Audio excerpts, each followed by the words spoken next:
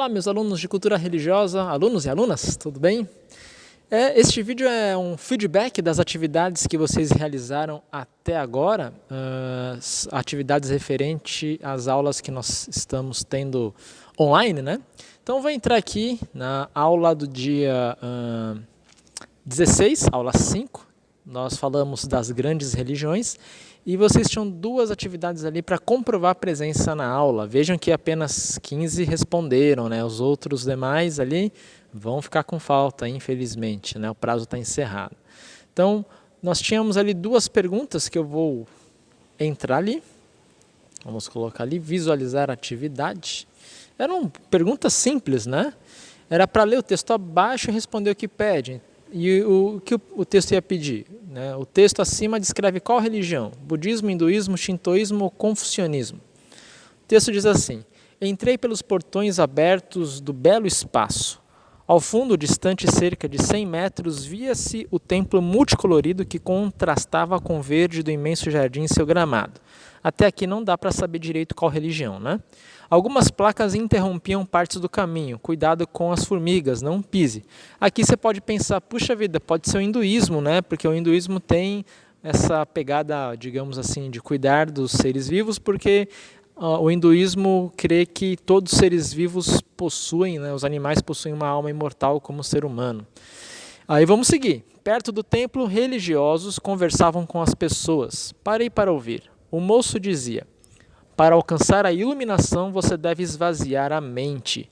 Assim você será capaz de perceber que o sofrimento vem com o desejo e tomará consciência de sua natureza verdadeira. Alcançar a iluminação fará você enxergar a realidade por detrás da ilusão desta existência. Vejam só, né? Aqui é muito claro que é o budismo. O hinduísmo não fala em esvaziar a mente ou em meditação e alcançar o nirvana por meio da meditação. A iluminação não se alcança assim. Lembra que o hinduísmo tem uma ênfase na meditação, mas também a via da devoção cotidiana, a via da vida cotidiana, né? Então aqui claramente é o budismo. O texto segue: eu estranhei o discurso, pois o religioso não mencionou nenhum nome de deuses. E aqui, de novo, né, hinduísmo é cheio de deuses, então não é o hinduísmo, né?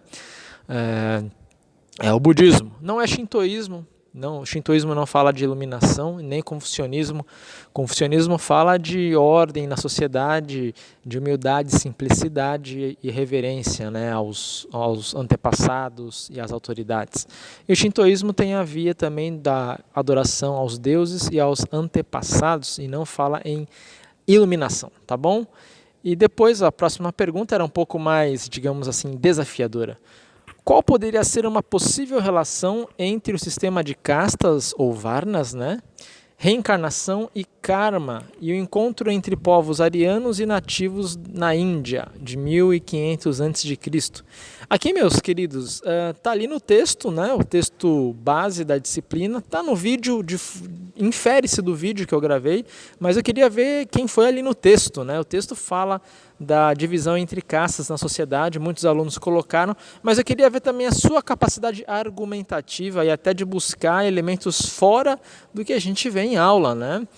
Esse é o intuito também.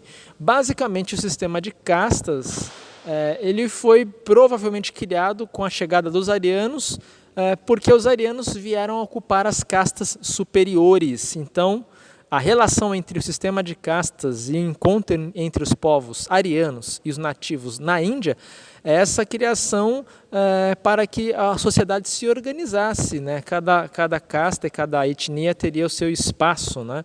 Então, a gente até considera isso bastante ruim, e tanto que a Constituição da Índia aboliu o sistema de castas, mas a sociedade indiana da época, e especialmente até hoje em dia um pouco, mas por milênios considerava isso uma forma natural da divisão social, cada um cumprindo os seus deveres, tá? Então era essa relação, e a reencarnação e o karma, né, gente, serviam para, digamos assim, para tornar mais fácil a vida daqueles que tinham uma casta inferior, porque te dá a esperança de ocupar uma casta superior na vida próxima e ter uma vida melhor pagando o karma na próxima encarnação.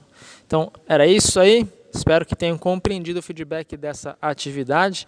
Nós tínhamos uma outra atividade para esse mesmo dia aqui, que eu vou tentar voltar, que era sobre o confucionismo, né? Vocês tinham que dizer ali o que o Lao Tse e o Confúcio diriam para o Brasil de hoje. Então, vocês foram muito bem quem respondeu ali na sala de interação. É isso mesmo, né? O Brasil e a China são muito parecidas. O Brasil de hoje e a China de outrora, a China da época de Lao Tse e Confúcio, são bastante parecidas, né? Então, muitos apontaram isso, que Confúcio e Lao Tse não teriam problemas em ensinar humildade, simplicidade, ensinar que a autoridade deve governar e ter poder em favor das pessoas. Então, muitos colocaram aqui destaque para a Ingrid aqui, com uma resposta muito completa, né? Lao Tse pregou para os humildes, então a gente poderia até dizer que Lao Tse seria o cara das quebradas hoje, né? E o Confúcio aí mais para a elite, então o cara mais da academia, estaria dentro da academia, o cara. Seria tipo, sei lá, um Karnal aí, ensinando filosofia para as elites acadêmicas, né? E o Lao Tse é o do povão, seria talvez um artista aí, um cantor, alguém que influenciaria as pessoas de classes financeiras menores, né? Basicamente isso, tá bom? Então, bênçãos de Deus aí. Esse foi o primeiro vídeo.